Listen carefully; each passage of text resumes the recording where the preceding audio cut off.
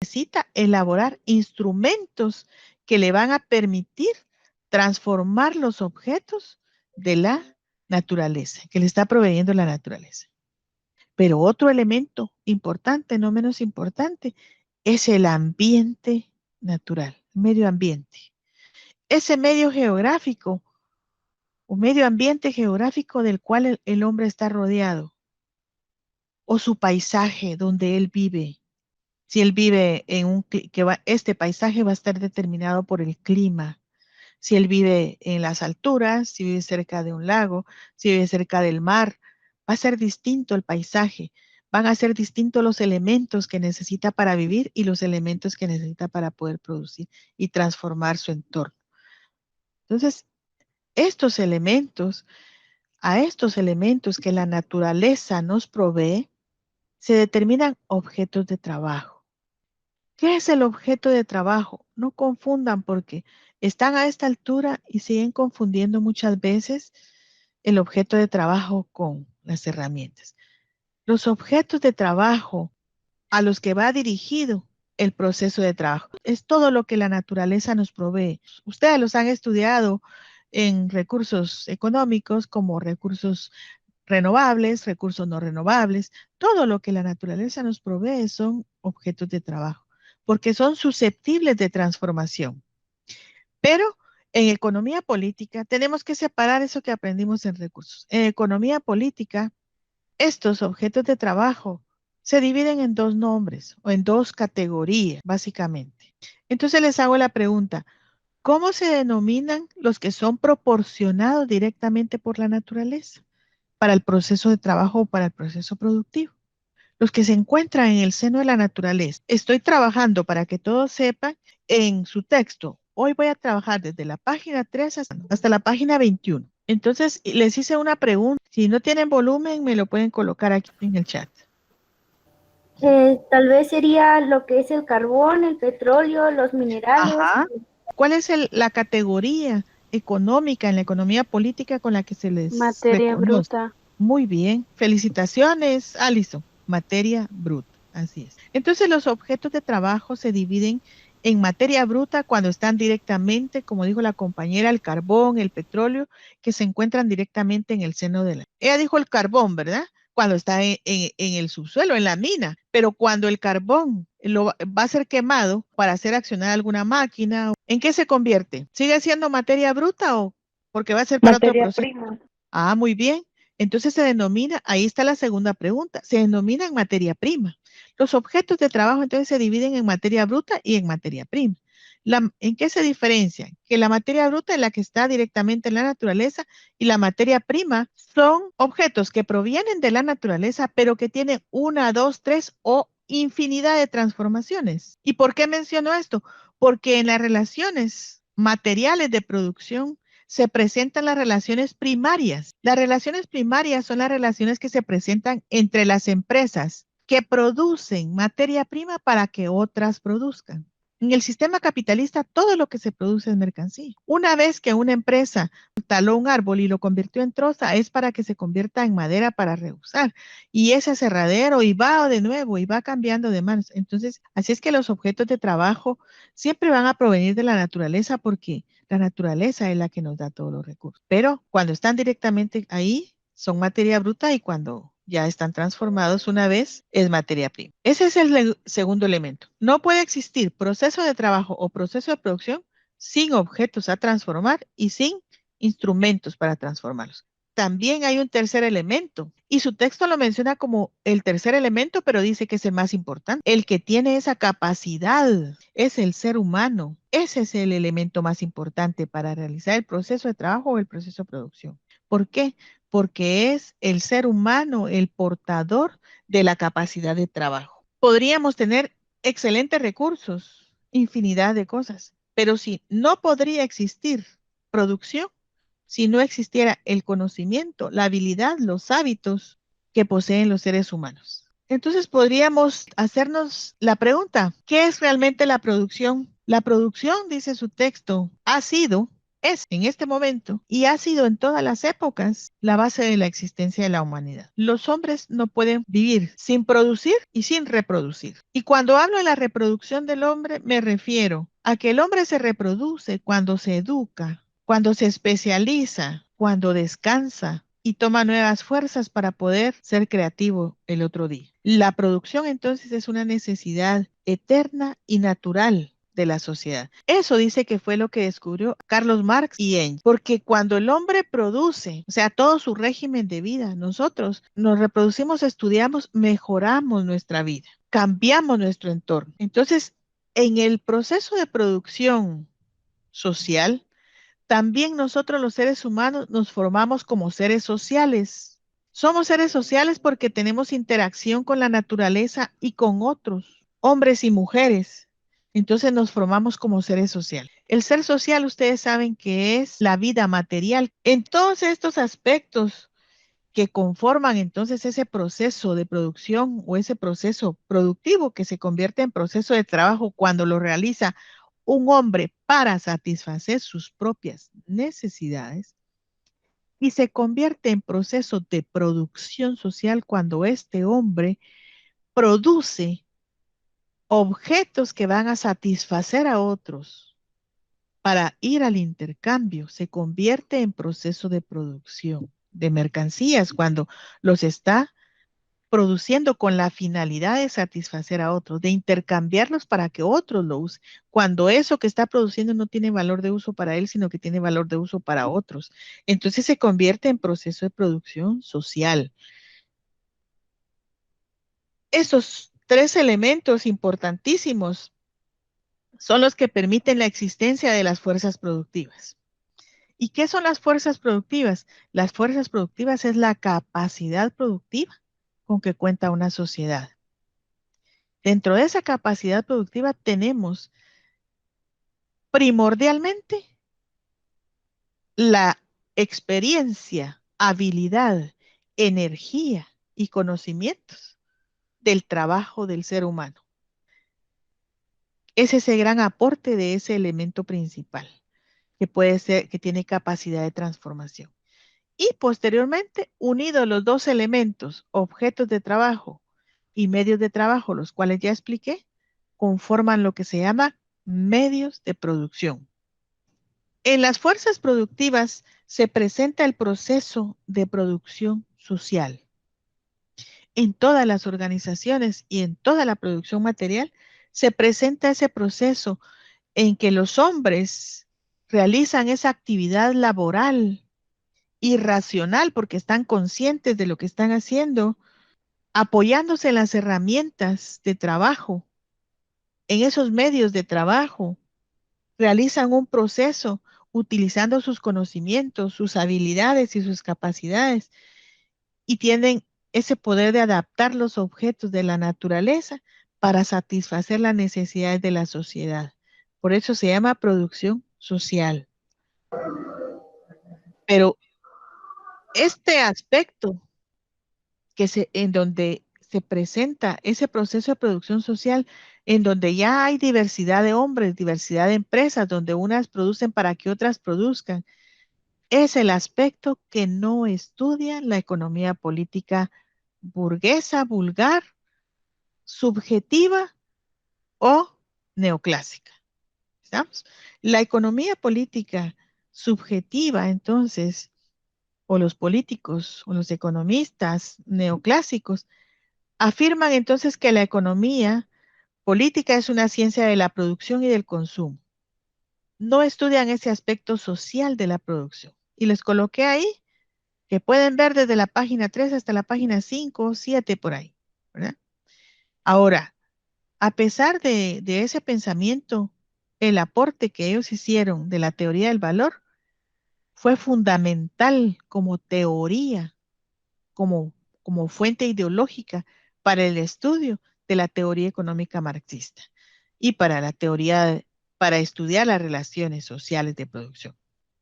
Estos defensores del capitalismo ven las relaciones que se presentan en los procesos de producción y de distribución y consumo como simples relaciones de intercambio entre iguales. Por esa razón es que en el capitalismo los capitalistas presentan las relaciones que se dan entre los obreros y entre los capitalistas como relaciones de intercambio comercial.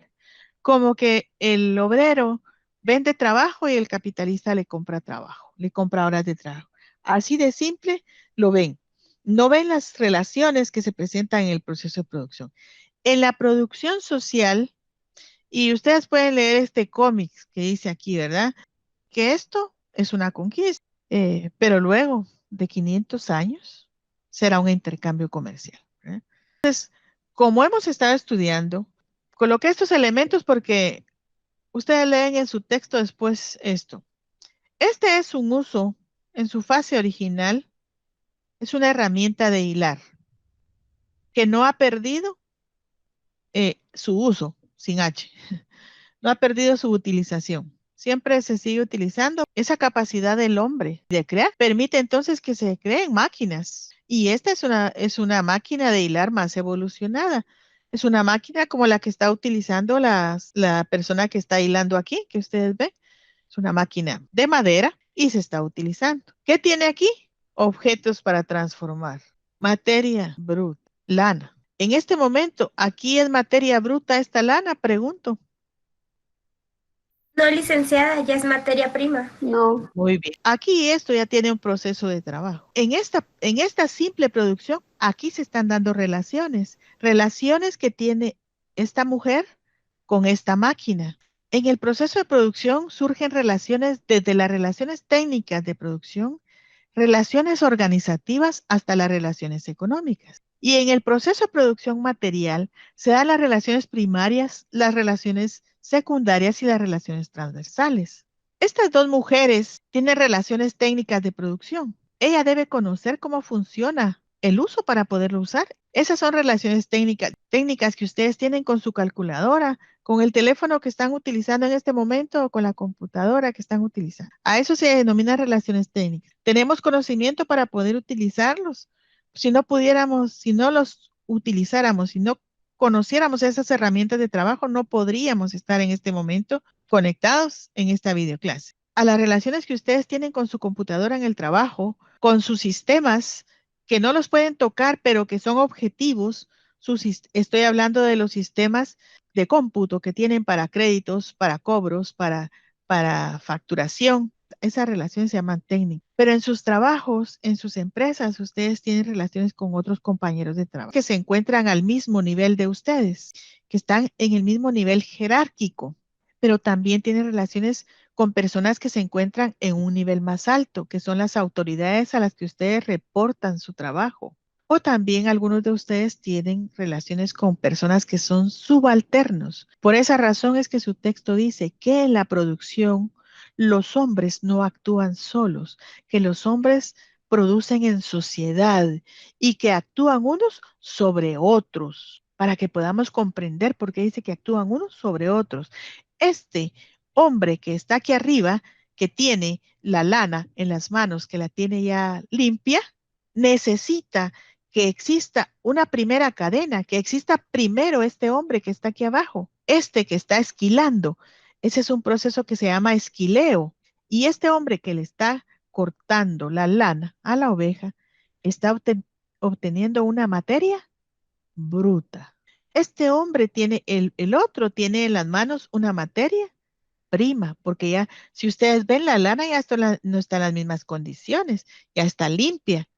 Y estos hombres tienen relaciones primarias de producción.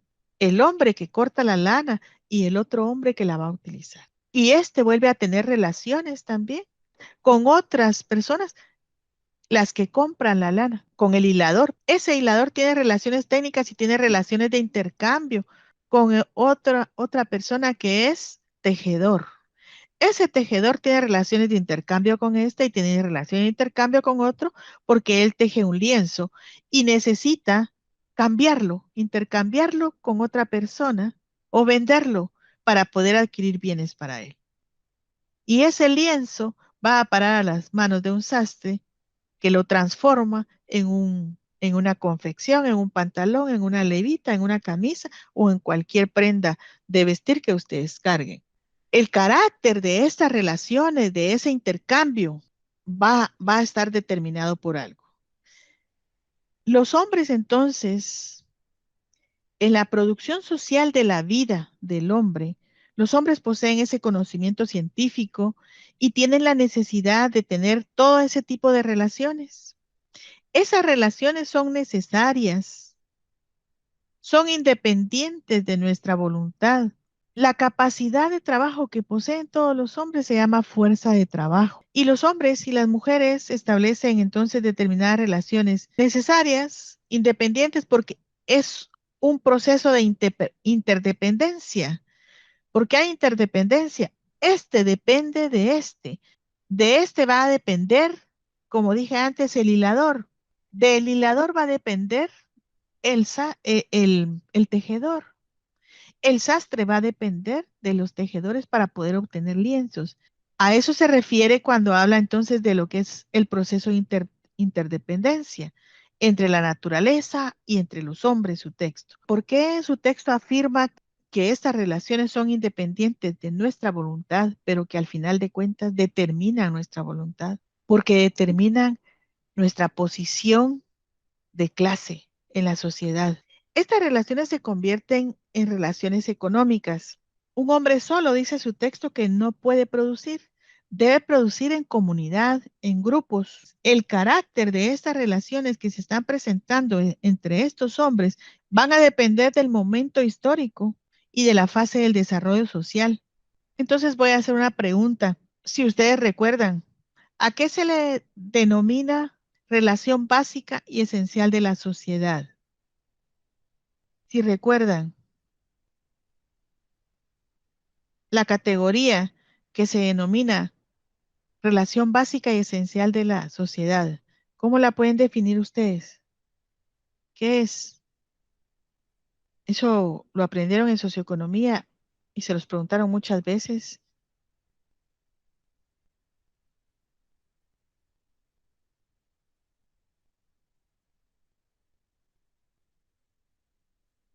Compañeros, hay 111 personas. ¿Están durmiendo? ¿Están en clase? La propiedad sobre los medios de producción, licenciada. Muy bien, gracias, así es. Entonces, la relación básica y esencial de la sociedad está determinada por la forma de propiedad sobre los medios de producción. El carácter de las relaciones sociales de producción van a estar determinadas por la forma de propiedad. Entonces, ¿recuerdan ustedes en la comunidad primitiva cómo era la forma de propiedad? Los pocos que se asentaban, o sea, tenían como que su territorio para trabajar, pero, o sea, esa misma como aldea trabajaba únicamente su territorio para producir lo mismo de ellos, ¿verdad? Para su Ajá, autoconsumo. Podría consumo. decir que En una la economía. propiedad era comunitaria. Entonces usted habló de autoconsumo, habló de una economía natural, ¿verdad? Y como dijo Mariana, a eso se le denomina una economía natural o economía cerrada, cuando un grupo o una sociedad produce solo para autoconsumir. Así es como se origina el carácter. Y dijo ella, y en la propiedad sobre lo que producían y sobre el territorio donde estaban asentados se denomina propiedad colectiva, era de todos y por lo tanto las relaciones que habían entre ellos era de colaboración y ayuda mutua. Por eso colaboraban para ir a sembrar unos, otros para ir a cazar, otros para ir a pescar. Iban en grupos y lo que pescaban, el proceso de la producción material que ellos obtenían, porque también se le llamaba producción material, lo que hacían era distribuirlo de forma igualitaria, consumirlo de forma igual para todos, o sea, la cantidad que era necesaria para las familias. El consumo era de igualdad, el carácter entonces de las relaciones era de igualdad, ¿sí? Ese era el carácter, el beneficio de igualdad para todos, el bien común. Por eso su ley económica estaba basada en el bien común. Componemos las casas de todos, no solo la michosa, no, la de todos. Lo que pescamos es de todos. Pero empieza un proceso de diferenciación y cambia esa relación básica y esencial de colaboración y ayuda mutua. Empiezan a diferenciarse las familias debido a la productividad del trabajo, debido a la especialización de los instrumentos de trabajo. Entonces se diferencian las familias y empieza la diferenciación social. Se separan los que tienen más propiedad y eso da como origen un nuevo sistema social. Y por eso es que yo hablaba al principio de las leyes sociológicas que son resultado de la acción y la conducta de los hombres, de la acción de los hombres. Surge un sistema totalmente distinto, antagónico y totalmente opuesto al sistema de la comunidad primitiva, que es el sistema esclavista. El carácter de esas relaciones cambia. Y luego tenemos esos otros 3 sistemas que ustedes ya estudiaron y que conocen muy bien, que son sistemas antagónicos. Pero a pesar de que son antagónicos, tienen su momento histórico y su carácter es distinto. Las relaciones que se presentaban en la sociedad, en la sociedad esclavista, eran relaciones de explotación extraeconómicas. Ahí cambian las condiciones. Ahí, cuando hay antagonismo, ya se presentan las relaciones económicas. Y hay diferenciación económica. Hay ricos y pobres. Hay quien tiene y quien no tiene. Hay propiedad privada. Y entonces el carácter es distinto. En el sistema feudal, las relaciones son también antagónicas, tienen su base en la explotación de los productores directos. Ahí tienen la base, en la explotación del productor directo y del siervo, ¿verdad? La calidad del siervo no es lo mismo que la calidad del esclavo. El siervo está en una condición distinta a la del esclavo. Y si comparamos con el capitalismo, cualquiera de esos otros 2 sistemas también es distinto. Ahora, las relaciones que se presentan en el sistema capitalista también son relaciones económicas entre las 2 clases fundamentales de la sociedad y son relaciones de explotación del trabajo, son relaciones de dominación, sí. La característica particular es que vendemos un tiempo de trabajo de otro. Ese carácter está determinado entonces por la forma de propiedad sobre los medios de producción. Y cuando esta propiedad se encuentra en manos de unos pocos, entonces se le denomina propiedad privada. Esta condición tiene un efecto distinto en las relaciones de producción. Como consecuencia, entonces ustedes observan que cambia el carácter de acuerdo a la época, a la forma de producir. Y como ustedes recordarán, estudiamos en cada sistema social las distintas relaciones, lo que acabo de explicar. ¿Tienen alguna duda? Compañeros dormidos. No, licenciada, todo está bien. No, licenciada. Licenciada. ¿No? ¿No? Ok. Muy bien. Entonces, como ustedes observan, la economía política, entonces objetiva o marxista, estudia todo este tipo de relaciones y las relaciones, esto se convierte en lo que se denomina relaciones sociales de producción. Las relaciones sociales de producción incluyen a las relaciones económicas de producción, incluyen también a las relaciones ideológicas y por eso tengo yo aquí a propósito que en la vida social tiene una gran influencia la política y como ustedes ven aquí, aquí se están dando relaciones económicas y políticas. La política, la cultura también tiene incidencia en lo que son las relaciones, pero prima la economía. El que tiene capacidad económica, el que es dueño de más medios de producción, el que tiene más poder económico, tiene poder político y tiene poder militar sobre otras naciones. Y de ahí entonces la imposición de lo que nosotros estuvimos estudiando el día de ayer, de esas políticas neoliberales que son dictadas por el imperio, por los países poderosos hacia los países subdesarrollados o países en vías de desarrollo, que nos denominan, ¿verdad? Tienen esa capacidad. ¿Por qué? Porque tienen el poder político, tienen el poder económico y por lo tanto pueden decidir políticamente sobre nuestros países. Determinan la posición de clase. Y podemos entonces ver, esta señora que ustedes ven tiene daños en su piel, está mostrando daños a la salud. Es de una población de San Marcos. Esto hay un daño al medio ambiente. A ver si alguien reconoce qué es esto que está aquí abajo. Esto. Ayer hablábamos algo. Creo que es una minera. Si no Así estoy es. mal, una minera a cielo abierto. Así es. Es el proceso productivo que tenía la mina Marlin en San Marcos. Si ustedes vieran este territorio y esta laguna cuando no había minería ahí, entonces les decía yo el día de ayer que para algunos pobladores, incluso divide a la sociedad porque algunos pobladores que trabajan aquí están beneficiados porque tienen trabajo, ¿verdad? Pero los que están alrededor solo están recibiendo, no están recibiendo, solo reciben en lugar de beneficios, reciben daño, ¿verdad? Costos en la otra población. Entonces aquí dice, Marlin deja altos réditos a sus dueños. Entonces Marx refiere que en la vida social de los hombres existe todas esas relaciones que yo les hablé el día de hoy y a esas relaciones Marx les denomina relaciones sociales de producción. Esas relaciones sociales de producción son las relaciones que nosotros vivimos todos los días en todos los aspectos y son relaciones interdependientes. La política no se puede separar de la vida social y tampoco se puede separar la economía de la vida social. Tampoco se puede separar la educación porque la educación es parte de la necesidad de esa reproducción del ser humano, ¿verdad? Les coloqué ahí un link para que ustedes ingresen en un momento, si quieren, ingresan ahora, si no, después. Y ustedes van a observar ahí cómo un movimiento social, un movimiento político, estudiantil, está surgiendo debido a la conflictividad que hay hoy en el país.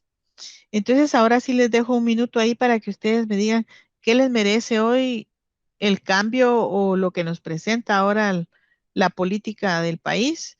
Me quedo esperando, voy a detener la grabación para que